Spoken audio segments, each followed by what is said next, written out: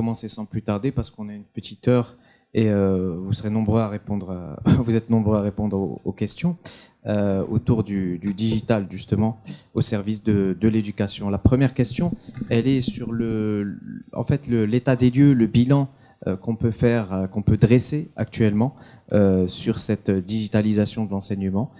Qui veut y répondre? Qui veut commencer par faire un premier état des lieux à partir de sa vision et son environnement évidemment? Je veux bien démarrer et rappeler que le ministère de l'Éducation nationale a démarré le programme Génie depuis 2005 avec l'objectif de mettre en place dans tous les établissements scolaires du matériel, de la connectivité, de former les enseignants à l'usage du numérique, de mettre à disposition du contenu selon les programmes scolaires et surtout d'accompagner les enseignants en matière de développement des usages parce que c'est assez complexe. C'est mettre du numérique dans une classe, c'est changer de méthode et nous y travaillons depuis 15 ans. Aujourd'hui, la nouvelle feuille de route 2022-2026 a mis au cœur de la réforme encore plus d'intégration du numérique autour du triptyque élèves, enseignants, établissements scolaires. Donc nous restons dans la même offre globale parce que sans équipements, connectivité, contenu, formation, nous n'avons pas cette base. Mais une fois qu'on l'a, comment vraiment impacter l'élève? Et aujourd'hui, au niveau du primaire, il y a l'ambition des écoles pionnières qui travaillent avec des méthodes explicites qui sont basées sur une intégration du numérique avec des cours qui sont supportés numériquement, qui sont mis à la disposition des enseignants avec des exercices, des tests pour les élèves. Au niveau du collège et du lycée, nous avons travaillé sur deux disciplines ou deux champs importants. D'abord, bien sûr, il y a du contenu, comme je l'ai dit au départ, mais nous travaillons beaucoup plus pour appuyer l'enseignement des sciences avec des plateformes développées qui sont totalement, qui offrent aux enseignants au niveau du collège en mathématiques, physique, chimie et SVT un parcours où l'enseignant retrouve sous format média, animation, vidéo, un certain nombre de supports dans le cadre d'un scénario pédagogique et les élèves ont accès à des quiz, des tests. Alors nous avons démarré cette expérimentation dans 200 collèges. Je rappelle que nous en avons 2000. Pourquoi 200? Parce que d'abord il fallait le tester, il fallait équiper l'enseignant dans sa classe après avoir équipé l'établissement par une salle multimédia. Et donc ça va aller progressivement. Nous allons étendre cet enseignement en plus du renforcement des langues. Et quand je dis les langues, c'est la langue arabe, le français, l'anglais, l'amazigh. Alors pour l'amazigh, il y a une plateforme qui est en cours de construction après avoir mis à la disposition des enseignants du primaire des ressources en amazigh.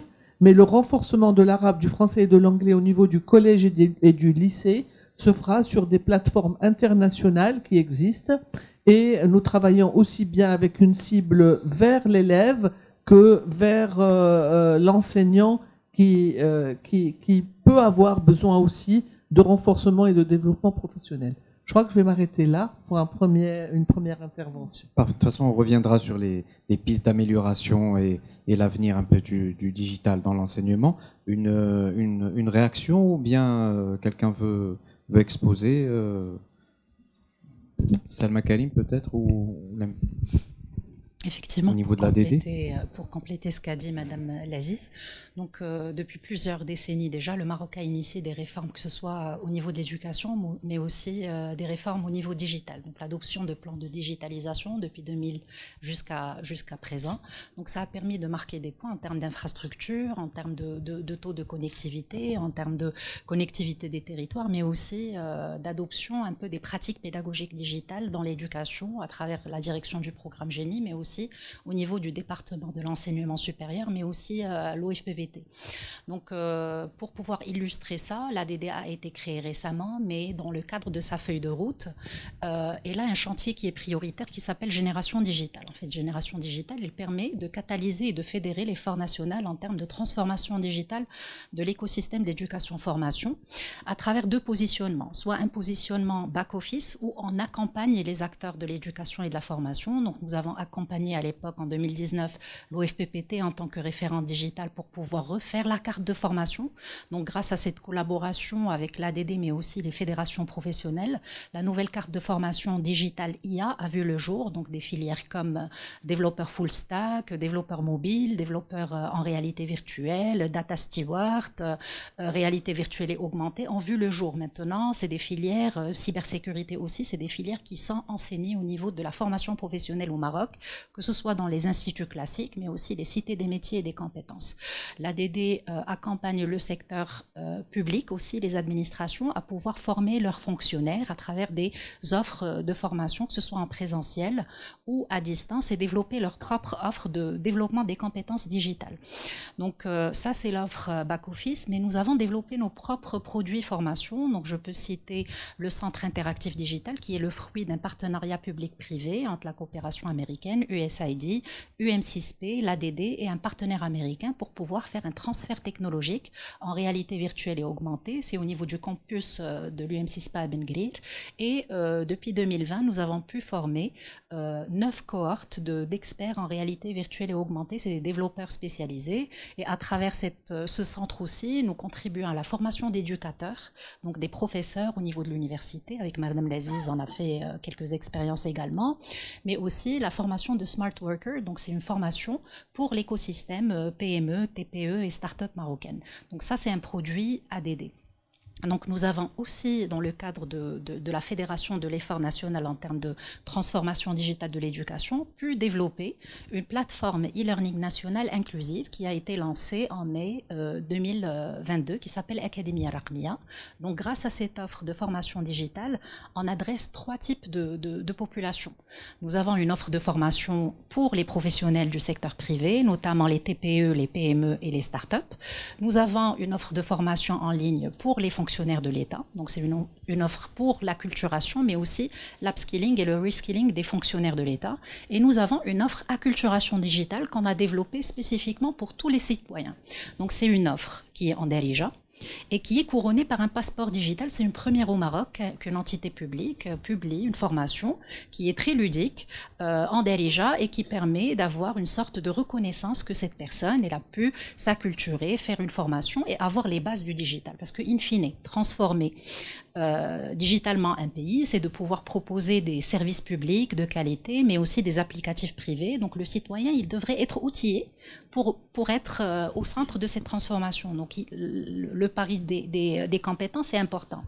Donc ça, c'est une offre que nous avons développée et qui compte actuellement, après 1 année et demie de mise en ligne, autour de 26 000 bénéficiaires. C'est une expérience pilote.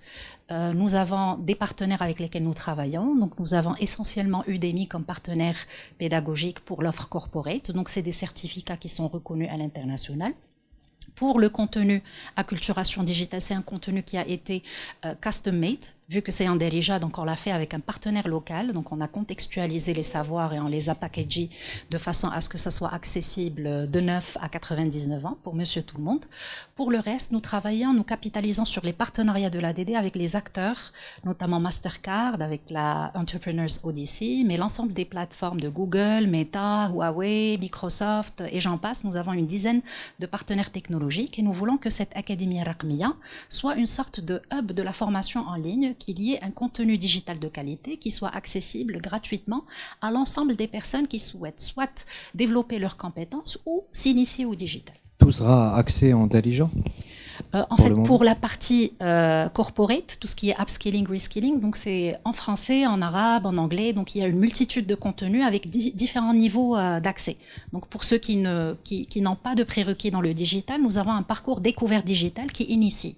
Pour ceux qui ont déjà un bagage digital, ils peuvent directement aller se spécialiser sur une technologie donnée. Donc nous avons des parcours de formation en IA, data, nous avons en cybersécurité, en marketing digital. Donc selon les besoins de chacun. Pour l'acculturation digitale, actuellement, nous avons un socle d'acculturation digitale, mais bientôt, donc c'est en avant-première, on va lancer Digital Jobs.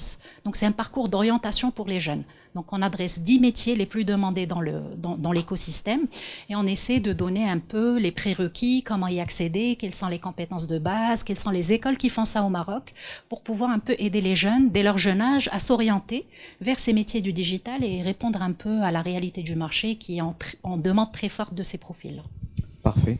Lamia Oudganza, votre état des lieux à votre niveau pour le digital dans l'enseignement. Oui, donc pour ma part, je vais parler du privé et je vais donner l'exemple bien évidemment de notre groupe. Nous avions lancé dès la jeunesse du groupe, donc en 2015, ce qu'on appelle un projet EdTech, donc le numérique au service de la pédagogie. Et ça, c'est très important. On parle de pédagogie d'abord et qu'est-ce que le numérique peut apporter à la pédagogie. Donc le numérique n'est pas fait pour se substituer à quelque chose d'existant. Le numérique doit nous permettre d'aller plus loin et doit nous ouvrir des possibilités qui sont différentes. Donc nous avions lancé le projet à ce moment-là et donc pour cela nous nous étions équipés et entourés de ce qu'on appelle des conseillers technopédagogues. Donc ce sont des conseillers pédagogiques qui connaissent les usages du numérique au service de la pédagogie. Donc il faut toujours revenir au centre de ce qu'on essaie de faire dans l'école, qui est l'enseignement et la pédagogie. On ne fait pas du numérique pour faire du numérique, on fait du numérique au service de la pédagogie. Je vous donne un exemple. Et c'est là où on se rend compte que le numérique peut aider l'humain et ne fait que, en fait, enhance, comment dire en anglais, le rôle d'un professeur. Aujourd'hui, à l'ère de l'IA, on se pose beaucoup de questions. Il y a eu beaucoup de questionnements sur le rôle d'un professeur. Est-ce que certains métiers vont disparaître? En tout cas, nous, dans l'éducation, nous sommes persuadés que non, que le rôle du professeur reste et restera très important. Le numérique, aujourd'hui, viendra l'aider à être encore plus professeur et encore plus professé, ça n'existe pas comme mot, mais encore plus professé dans la classe.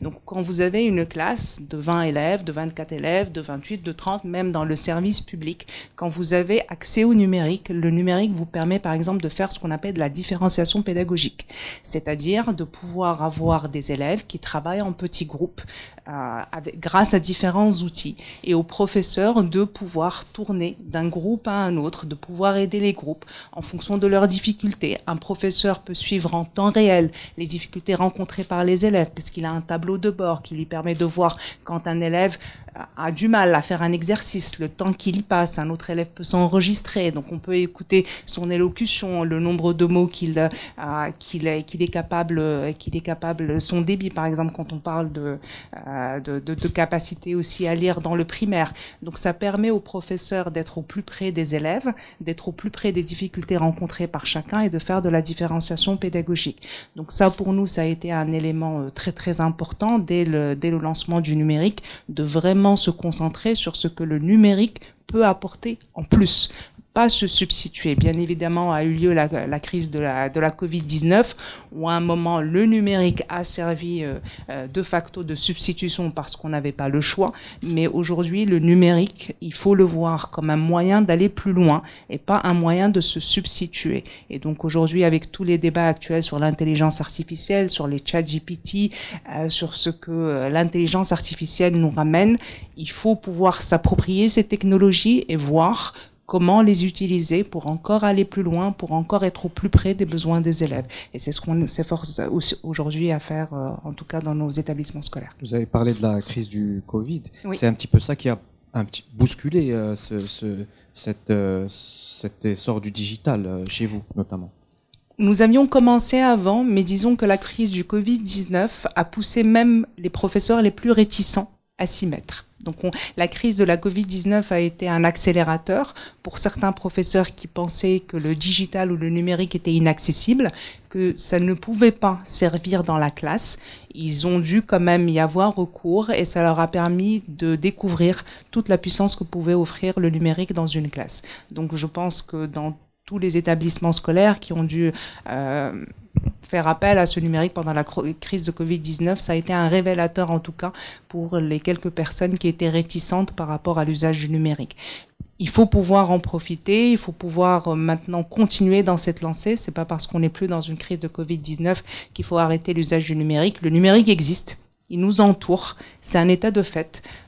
Donc il faut l'adapter, il faut se l'approprier pour pouvoir l'utiliser différemment. Donc aujourd'hui c'est une réalité et je pense qu'au Maroc on est bien positionné pour pouvoir continuer dans cette lancée. Merci. Kenza Bouziri, une réaction par rapport à tout ça? Oui, alors moi je dirais en tant qu'opérateur Inouï, quelle est notre contribution quelque part, parce que là on a entendu le rôle du ministère, l'état des lieux plutôt aussi de l'ADD de côté privé. En tant qu'opérateur, nous notre contribution c'est en tant qu'opérateur engagé, un de nos piliers stratégiques est l'éducation. Ça coule de source, il y a la connectivité qui est de base, mais je rejoins ce que disait aussi Lamia, le numérique est au service de l'éducation pour nous. Nous sommes qu'un facilitateur quelque part pour mettre en avant certaines d'initiatives intéressantes. Je citerai des exemples pour illustrer un petit peu qu'est-ce qu'un opérateur télécom peut faire comme initiative, parce on peut dire qu'on est loin de l'éducation, c'est pas notre cœur de métier. Certes, notre cœur de métier est la connectivité, mais on est là pour mettre cette connectivité au service de l'éducation. Donc, je dirais que aussi par rapport à un état des lieux de notre côté, on était un peu précurseur, puisque avant même aussi la Covid, on avait des initiatives, on avait une plateforme d'e-learning parmi les premières plateformes depuis déjà 2012.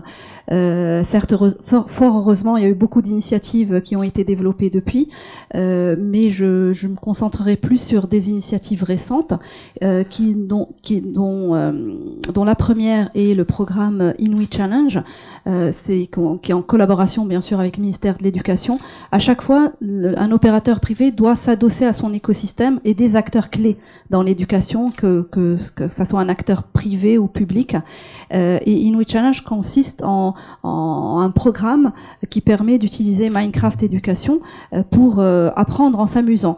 Concrètement, un élève peut utiliser à travers Minecraft Éducation n'importe quelle matière et apprendre différemment. Donc bien sûr, Madame Laziz parlait d'initier les professeurs, c'est très important.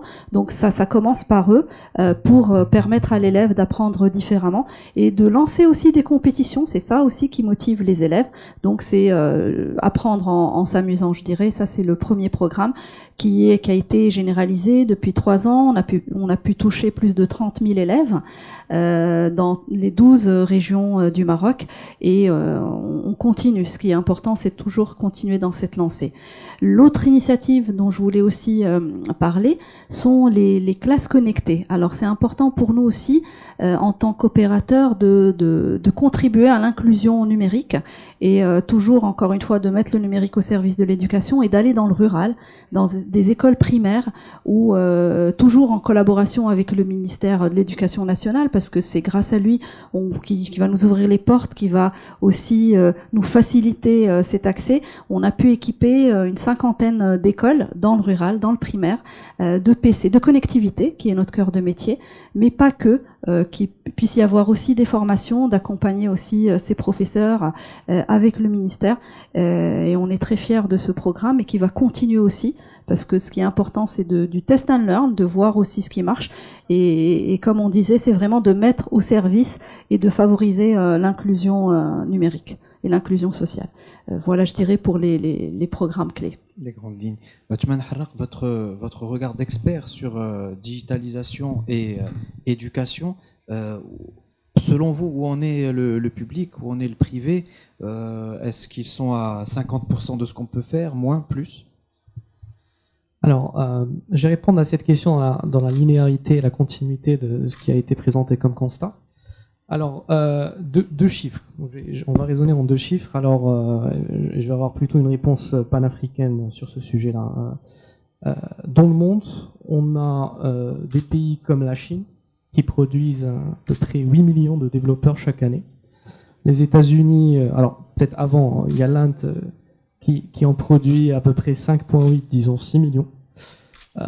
Les États-Unis, 5 millions. Et puis l'Afrique, avec toutes ces nations, ne produit que 700 000 développeurs chaque année. Donc l'écart aujourd'hui dans l'absorption de cette vague technologique, de le besoin, enfin on a parlé de besoins croissants en digitalisation, mais une digitalisation avérée et responsable. Et puis derrière des chiffres ou un constat qui est assez optimiste, c'est que contrairement à l'Europe où la moyenne d'âge est de 49 ans, en Inde où elle approche les trentaines, l'Afrique reste un continent avec un âge moyen de 19 ans. Donc de l'optimisme avec une jeunesse aujourd'hui qui a de mon expérience avec ALX, démontré un énorme intérêt pour la digitalisation et l'apprentissage des métiers de la technologie.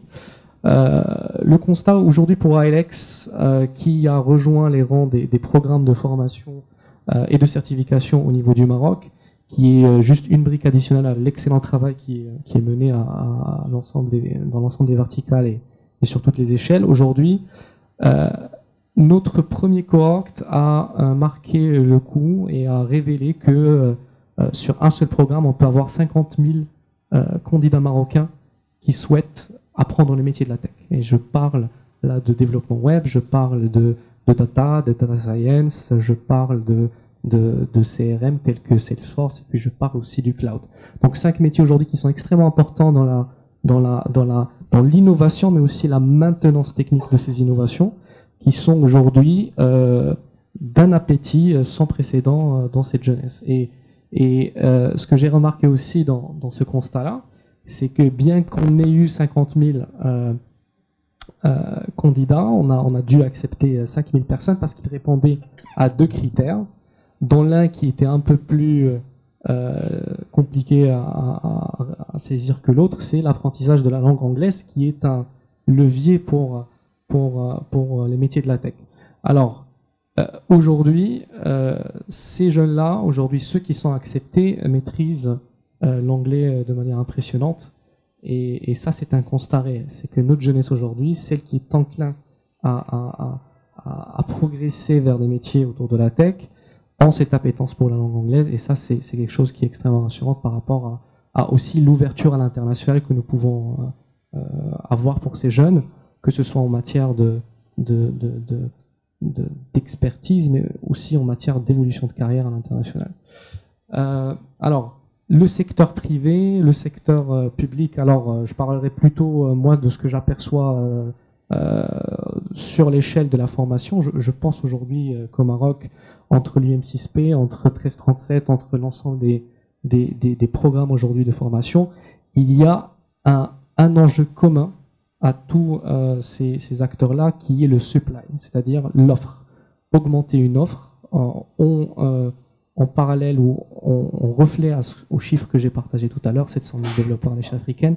Il est certain que l'Afrique, avec sa jeunesse, a pour perspective d'absorber la vague de technologies qui émane dans le monde et qui a été jusqu'à présent